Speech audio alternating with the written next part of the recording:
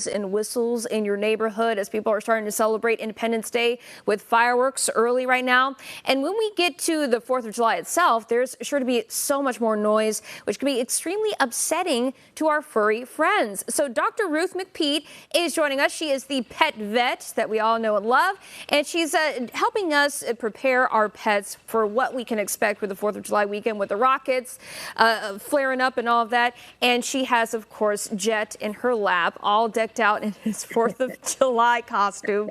We love that. So, Dr. Ruth, I cannot tell you how many notifications I get from my Ring app about how many pets get loose and get lost from people's yards. And this is before the 4th of July weekend. So how can we make sure our pets stay in the yard?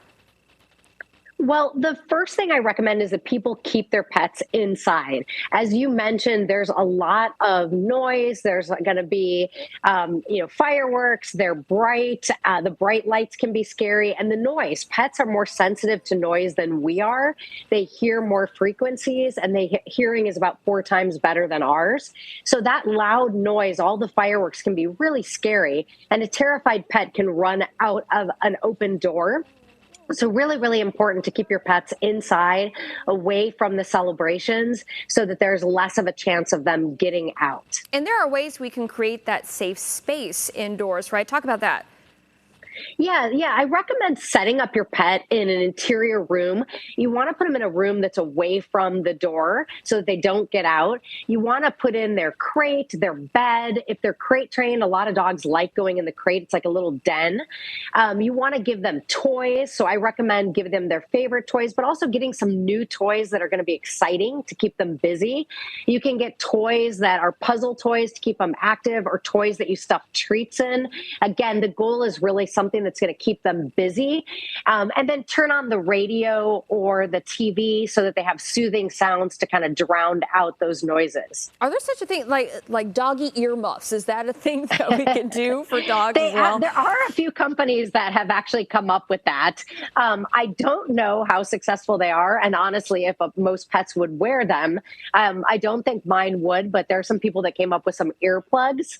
Again, I don't know how well those work. What I recommend if you have a pet that's really, really anxious is speak with your veterinarian, because we do have medications that can help calm your pet and keep them calm and cool during the festivities. And they can also point you in the direction of other over-the-counter medications as well. And in the event that, worst case scenario, we do lose our dog on the 4th of July, always microchip, right? That's your best bet.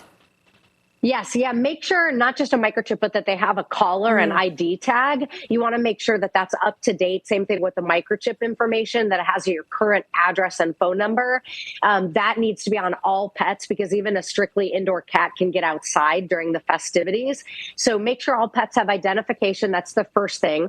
If they do get out, you want to circle the neighborhood, put up flyers, talk to your local veterinary clinics and also animal shelters, and bring in a picture of your pet, and then notify, obviously, the chip company. That's right. Okay, Dr. Ruth McPeet, the pet vet, thank you so much for joining us this morning. And as always, Thanks it's great so to see Jet, and he's such a cutie. I love that. Thank you. We'll see you next time. Thanks. Be safe. All right, we will. 8:48 is your